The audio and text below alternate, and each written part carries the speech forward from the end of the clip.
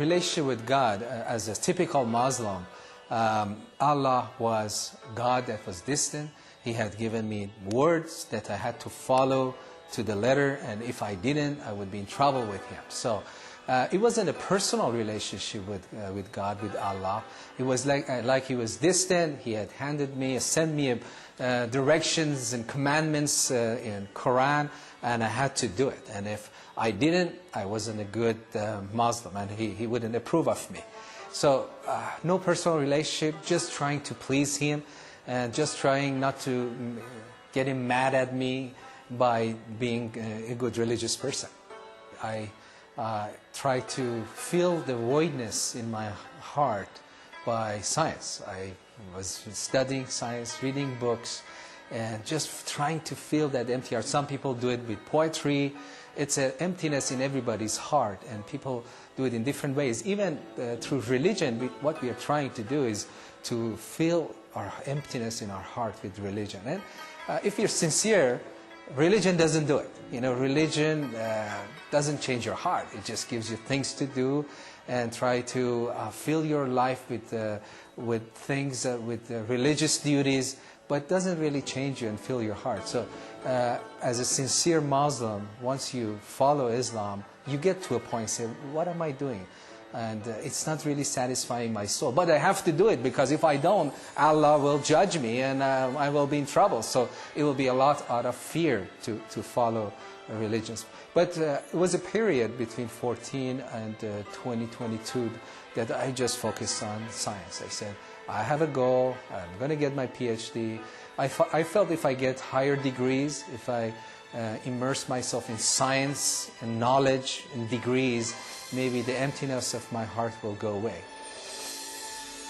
I found a good job while I was a student, a PhD student. I found a good job that was paying my way, so I had no financial trouble. I was getting the goals of my life, but I felt still my heart is empty. And I said, be honest to yourself. I started talking to myself. I said, there's something missing in life that money, job, degrees doesn't really satisfy.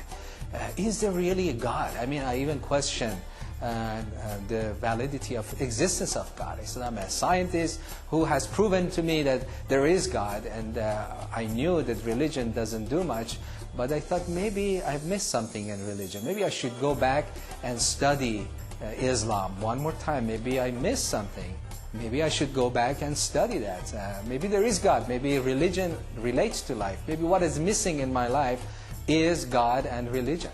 So naturally, I thought Islam is the last religion, and I should study it.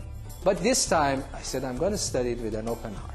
I got a Quran, and I said, God, you know, I'm sincere, I'm intelligent, I felt I was intelligent, and my heart is sincere, and I should be able to find you just by reading Quran. No other book. Other books maybe men have written, but they say this book God has written. So I started reading Quran in a new way, in a very open-minded way, searching sincerely for God. If God, you're in this, I will give all my life to you. I almost finished the Quran, and as I was finishing, I said, well, I got some more knowledge of who God is and what Quran says about God, but my heart's still empty. I mean, what is this? My knowledge, my head knowledge increases, my heart's still empty. And I told myself, well, get used to it almost, you know. Life is empty. Everybody goes through life empty. Religious, non-religious, this is it. I said, I'm done with the research. But something happened in my heart. Every day I would get up, say, I'm done. God does not relate to life.